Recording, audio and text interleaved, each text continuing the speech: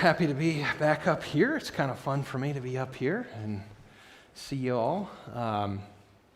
I was rudely made aware, though, that they've got a clock on the back there to let me know what time it is, so thank you all for that. Hey, if you got one of your little sheets in front of you there, you can pull that out. I've got kind of all the scriptures that I'm going to be dealing with today on that for you there, so you can kind of read along. But we've had a couple of special Sundays down at Alive in Coon Rapids. We've got one today. It's kind of going to be a 9/11 memorial. Sure love to have any of you come on out. It's a special thing we're going to kind of do today just to remind us of what happened that day and remind us of just a whole lot of things, and I'll chip a couple of those things in as I go today. But this is a sermon that I preached last week, and I call it Let's Go, because of a couple of reasons. Number one, I think it's a good message for us today. We are, as a nation, down in the doldrums. Things are not going so well, and pandemic, all things considered, we need somebody to just come and say, hey, we got to pick ourselves up and we got to get through this. Let's go. And the second reason why I named it this, is because I wanted to have an excuse to show a video of my favorite quarterback. You might remember this guy, Tom Brady, greatest quarterback of all time, right? A couple of grumbles there, huh? I'm going to show you what he does every football game. He runs the length of the field and he does this. That's me. Oh, I'm sorry. Children's church can be dismissed too. Let's start it over. Do it again with the volume. This is part of getting us jacked up today. He has not lost any of his intensity. We check him out. He does this just about every game. And that's Tom Brady. Kind of acts like a kid again there, doesn't he? If you remember, that was the Super Bowl just last year that he won. You remember he took the less than mediocre team all the way to the top in 1 year. You remember that, right? I got to do something. My Cyclones lost yesterday, so I got to have a little bit of something going on there. Let's go! Isn't that what we need today? I think we just need to drive out to a gravel road and just do a primal scream, don't you think? I don't know, maybe that's a little crazy, but I'm going to show us today, I hope, and I've prayed about this, how Jesus comes along somebody and says, let's go, because that's the message we need, and that's what I want to get to today. First of all, I want to point out to you a verse that Tyler read to us a couple weeks ago, Psalm 132. You might remember when he was going through this one. Lord, remember David and all of his self-denial. This is what the people sang on the way to Jerusalem. He swore an oath to the Lord. He made a vow to the mighty one of Jacob. He made his commitment, and it was this: I will not enter my house or go to my bed.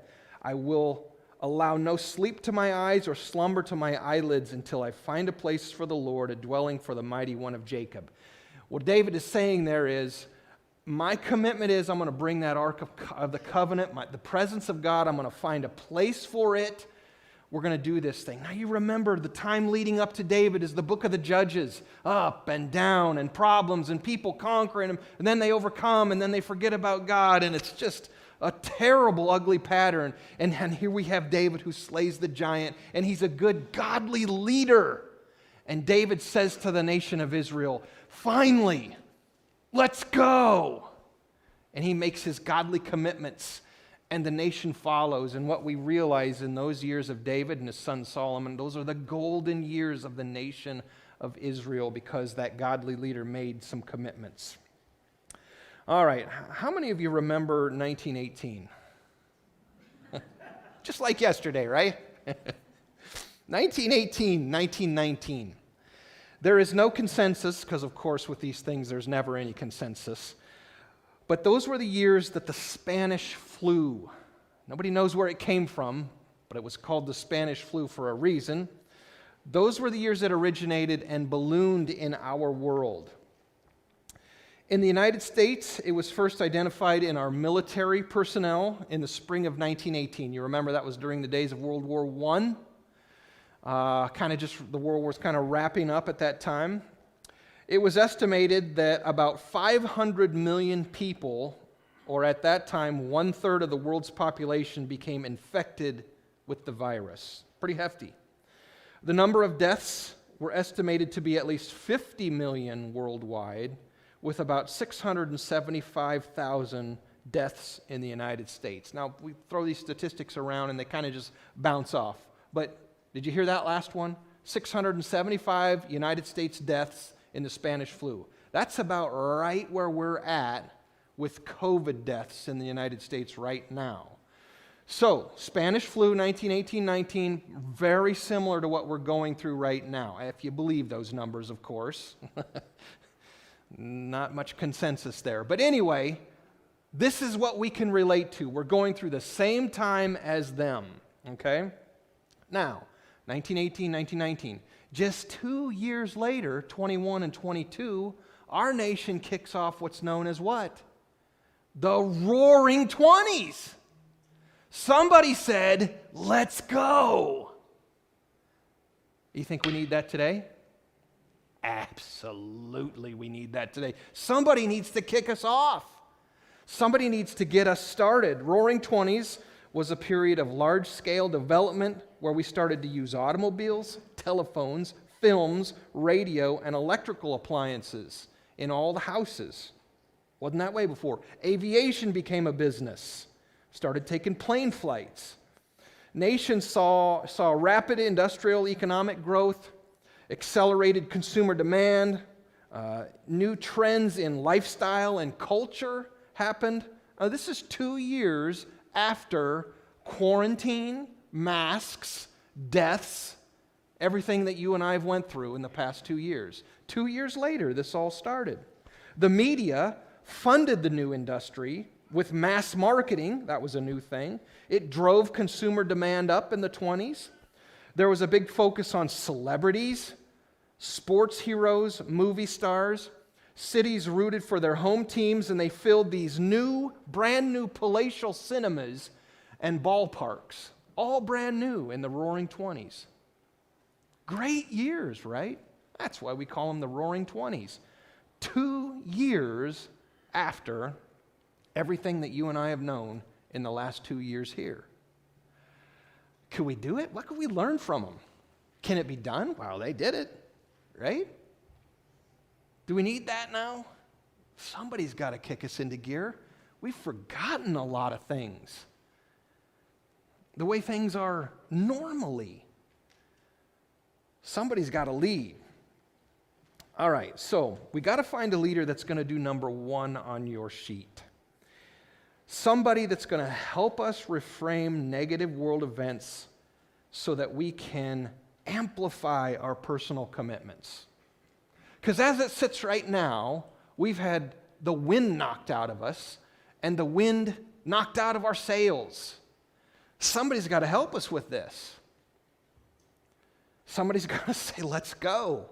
We got to be reminded to make some personal commitments and drive forward no matter what's happening around us. Proverbs 22:13, the sluggard says, there's a lion outside, I'll be killed in the public square. He's saying, I can't go out there, there's a lion out there. 3 chapters later, the sluggard says, there's a lion in the road, a fierce lion roaming the streets. So the sluggard does nothing of what he's supposed to do because he's afraid of a lion. Is that what's happening with us today? Afraid, afraid, afraid, afraid, afraid, afraid, to where we are now with no wind in our sails. Let's use negative world events to recommit and to make our personal commitments stronger. I think that's a good idea. Then, number 2 might happen. When we allow world events to influence us, we yield our temperaments to it. That is happening on a national stage in our country right now. We are a depressed nation, even more so than we already were.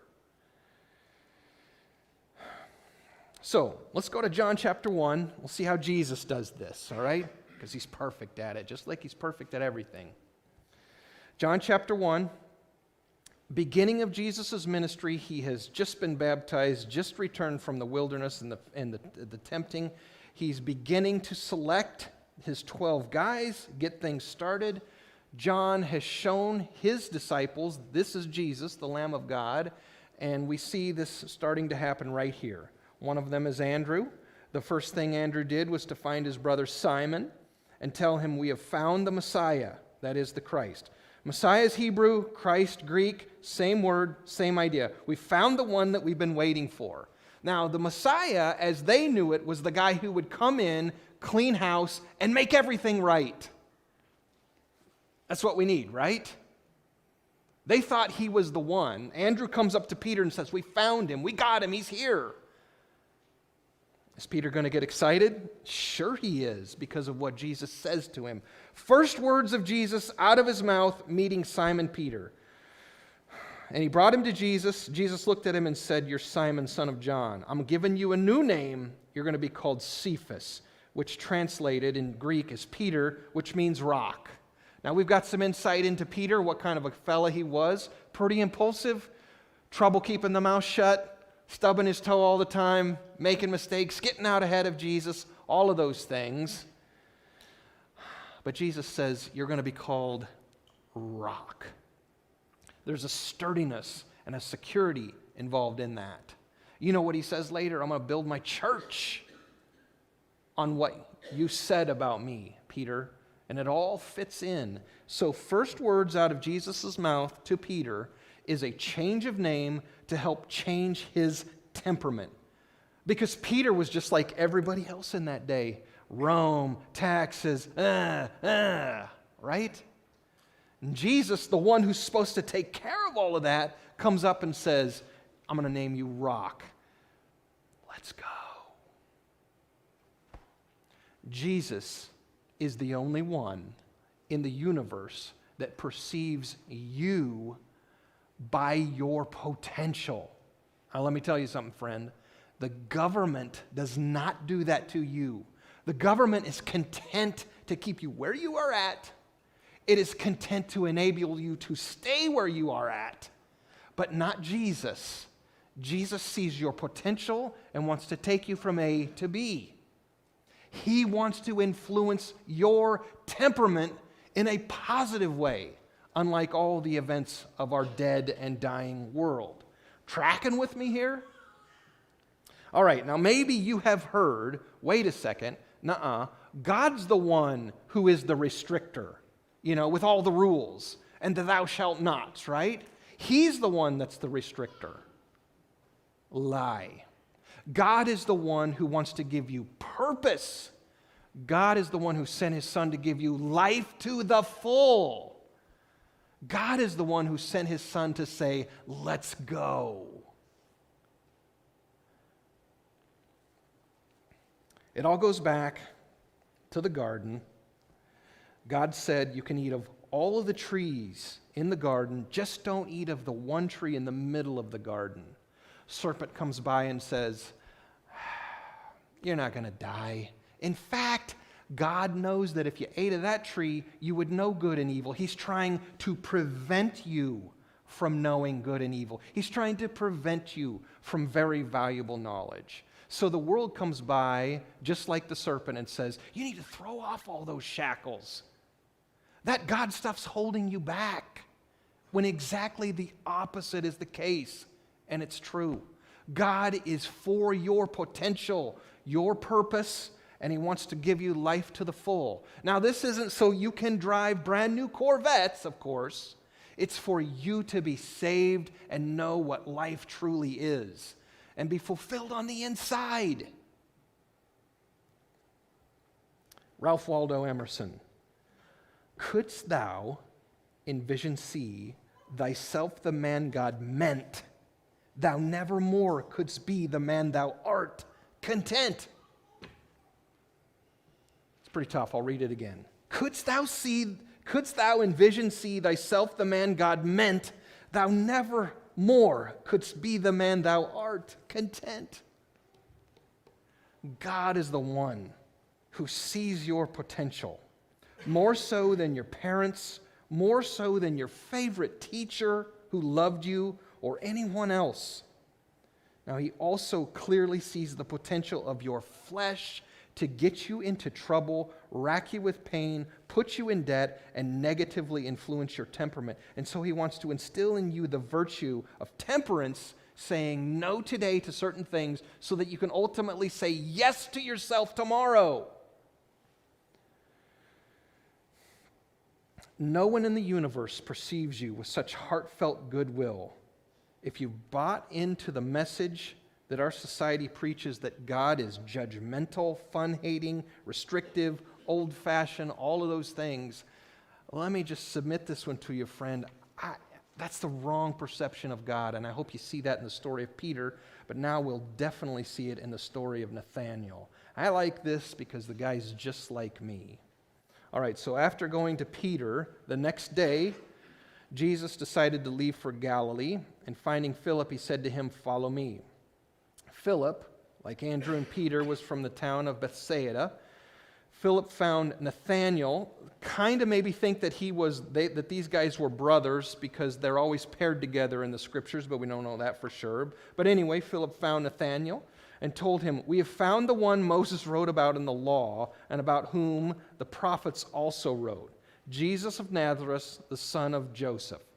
Philip says to Nathanael, same thing. We found the one that our people have been waiting for 1,000 more years. We found him. He's here. Nathanael said, "Can anything good come from there? Can anything good come from Nazareth?" And Philip said, "Come and see." All right, so let's get in this fella Nathanael's head, because you're going to see, I think, that he's you. I know that I see me in him. Nathanael's temperament has been affected by what's happened around him, okay? He is sullen, he is sarcastic, he is grumpy. He has taken a look around at the predicaments of the world, and he's lost a little bit of hope. He's given up. Rome's in power. They tax heavily. They know not the true God. Herod and his descendants know nothing of directing a nation in a godly manner. Where is God? The people don't even seek him as they should. And likewise, they have lost hope that Israel could ever be what God intended it to be.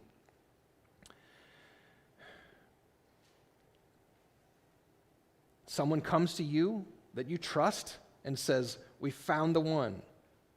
And Nathanael is so embittered about all that's around him that he doesn't even trust his friend, maybe even his brother, to go check it out.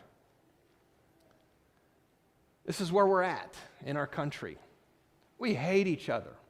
If you don't like this president, or if you do like this president, you probably didn't like the last one. And we hate each other. And we have leadership that politically just stirs this beehive up all the time rather than coming to a solution and unifying us again. Now today I'm going to preach about some of our history as a nation and how unbelievably they were unified in the beginning.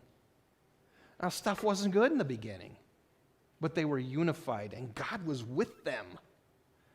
And you can see in their writings all the times that they said, wow, God had to be with us. George Washington wrote a letter to one of his generals and said, if there's a man that could look at all the victories that we've had in this war and ignore them, he's an infidel without any faith. And worse yet, if he doesn't give gratitude for God to what he's done in this war, he's evil.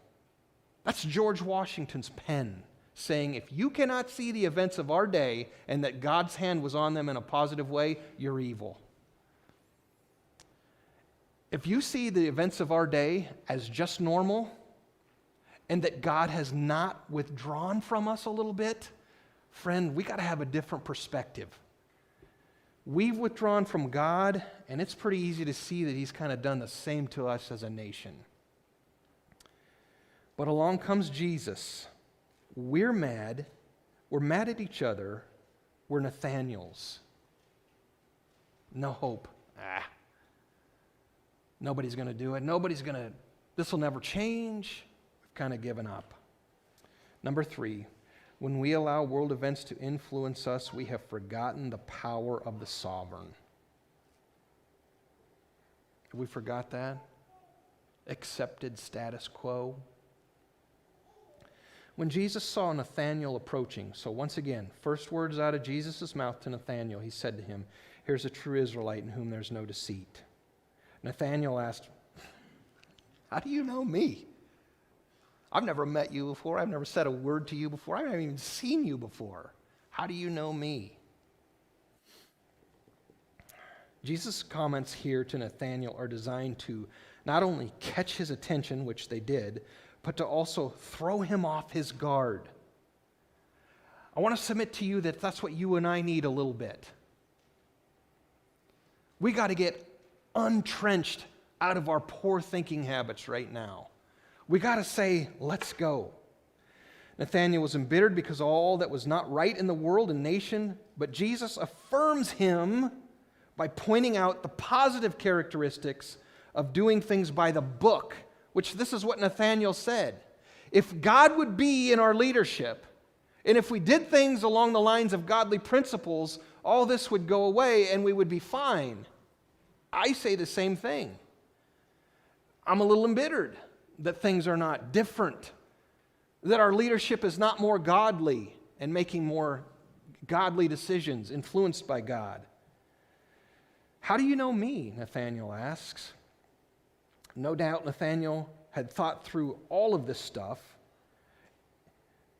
but there's more.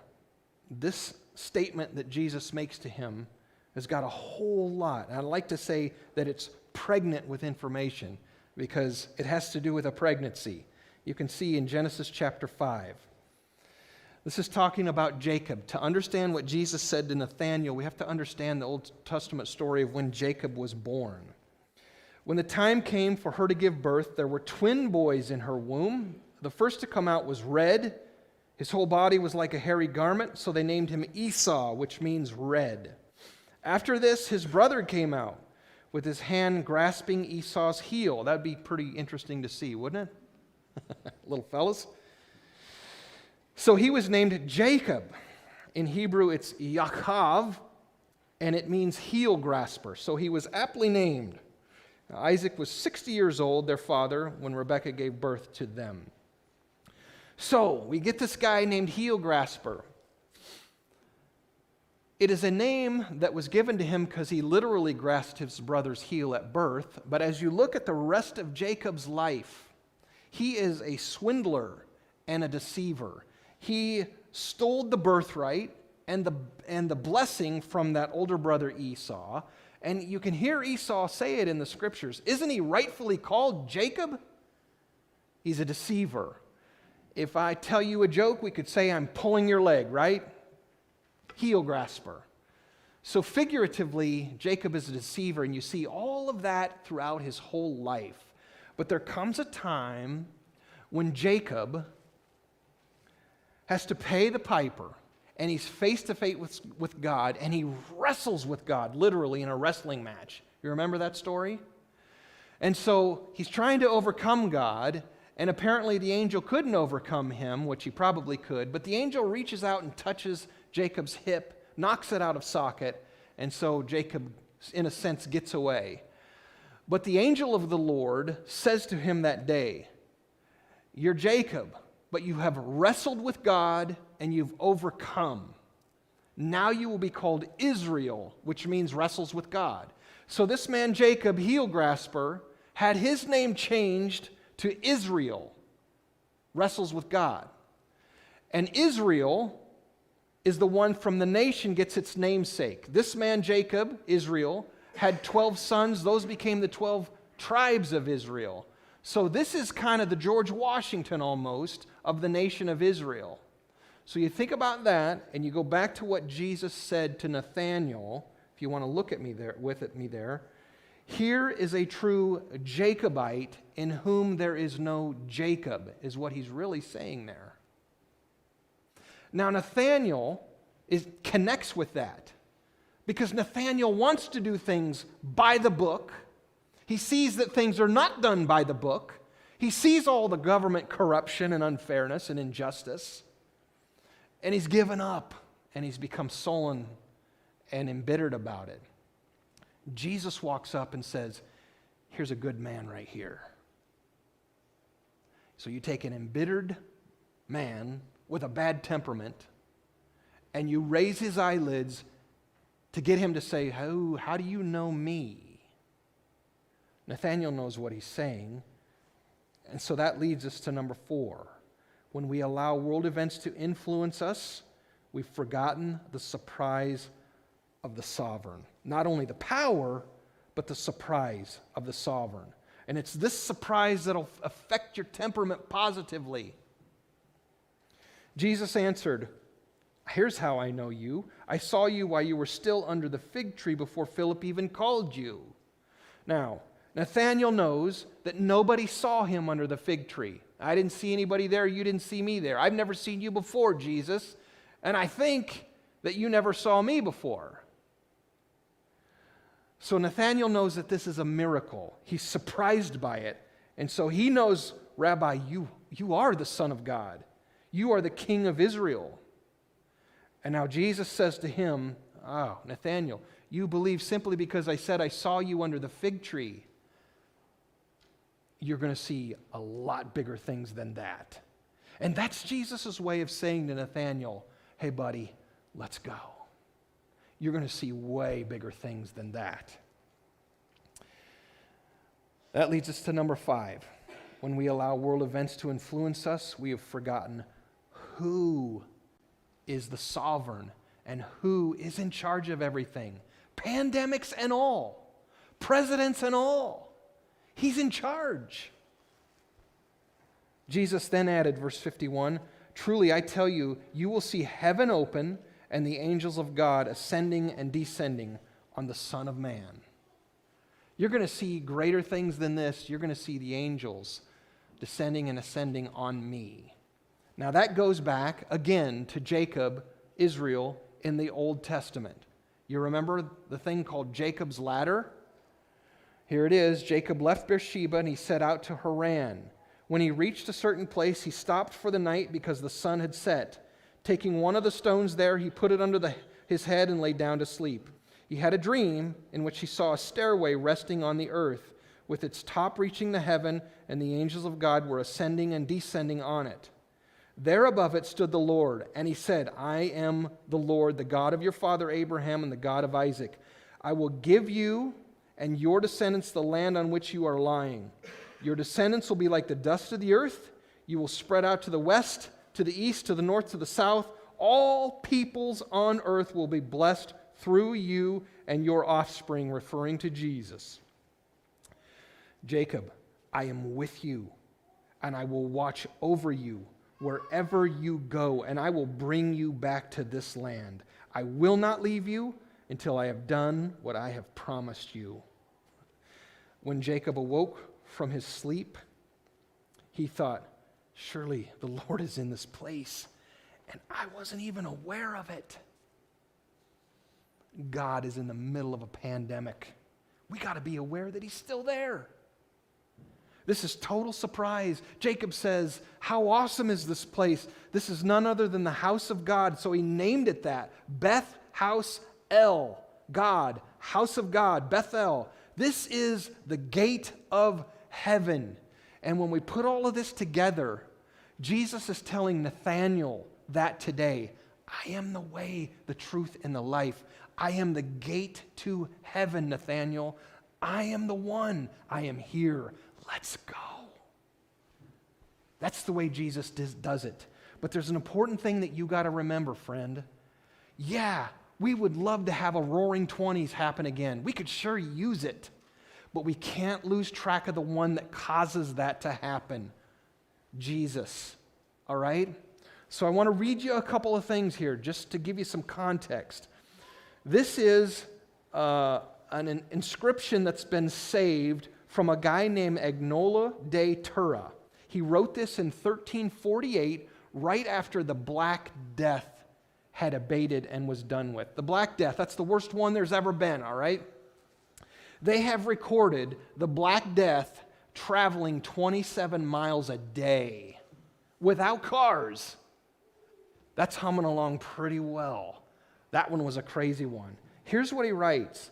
And then, When the pestilence abated, when it was all done, the Black Death, all who survived gave themselves over to pleasures. Monks, priests, nuns, and laymen and women, they all enjoyed themselves. What he's saying there is they went off the hook. None worried about spending or gambling. Everyone thought himself rich because he had escaped and regained the world, is what he writes. And no one knew how to allow himself to do nothing. In other words, they were happy that the pestilence was done. Sure, that's great. But they lost track of the fact that God was in it. And they just went on their merry way, eating and drinking, and they had forgotten about God. All right, in the book Apollo Zero, the author, Christakis, points out the same thing about the Spanish flu in 1919. Americans barely noticed and didn't recall. This is because we have nothing really written about the Spanish flu. In fact, Woodrow Wilson was the president at the time. He never made a single public remark about the Spanish flu. 647,000 dead, and he didn't say a thing. He even had it himself. It's not really even in the history books. But, the author writes, if one turns to intimate accounts, to autobiographies of those who were not in positions of authority, to collections of letters written by friend to friend, if one asks those who lived through the pandemic for their reminiscences, then it becomes apparent that Americans did notice. Americans were frightened. The courses of their lives were deflected into new channels, and that they remembered the pandemic quite clearly and often acknowledge it as one of the most influential experiences of their lives. In other words, history tries to cover it up, but at the time it was going on, it was everything, and it filled people full of fear. But the Roaring '20s made everybody forget. That's going to happen someday to us, friend. This stupid pandemic's going to be over sooner or later. But are we going to forget the one who sent it to us and to our world so that it would drive us to him? We probably will. Just like the Black Death people did, just like the Spanish flu people did. That's what we do. We cry out to God in the midst of the tribulation, but then forget him when it's over. Roaring '20s, what did they lead to? The Depression of the '30s, right? We gotta stick with God. Let it be said that you and I don't forget that we understand the times, that we have the wisdom to know that God is in charge of all things, that he's sovereign. He allows negative world events to get our attention, to drive us towards him.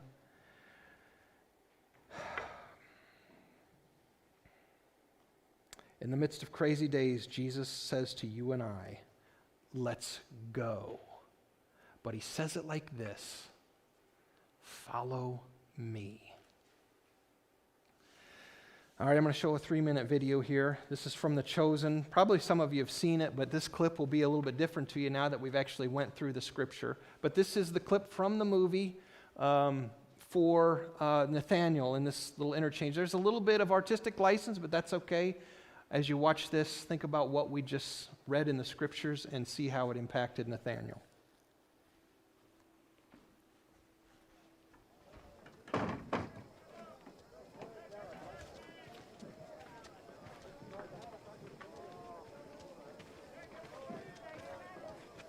Rabbi. Well, this is a good night. Do you know who stands beside you there? This is my friend, Nathaniel. Yes, the truth teller. I'm sorry? Man is often deceitful. And Israel began with Jacob, a bit of a deceiver, yes? Yes. But one of the great things about you is you are a true Israelite, in whom there is no deceit. What did you say about me? What is this? How do you know me? I have known you long before Philip called you to come and see. Don't look at him. Look at me.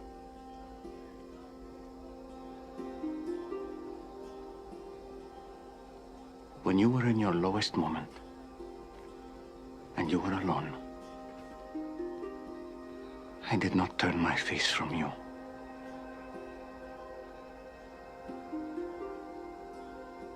I saw you under the fig tree.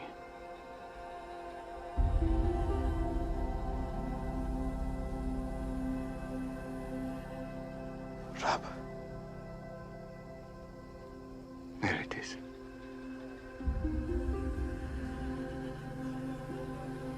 You are the Son of God, the King of Israel. I knew it. Well, that didn't take long. He doesn't mess around. Because I said to you, I saw you under the fig tree. You believe? You are going to see many greater things than that. Like Jacob, you are going to see heaven open, and the angels of God ascending and descending upon the Son of Man. That's me, by the way. Yeah, I got that. Good. I know you like to be clear. Rabbi!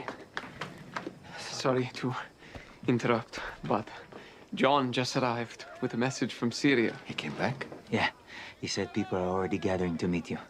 Many with afflictions to be healed. Your fame is spreading. The good kind. You should rest, Rabbi. We should leave early. Thank you, boys.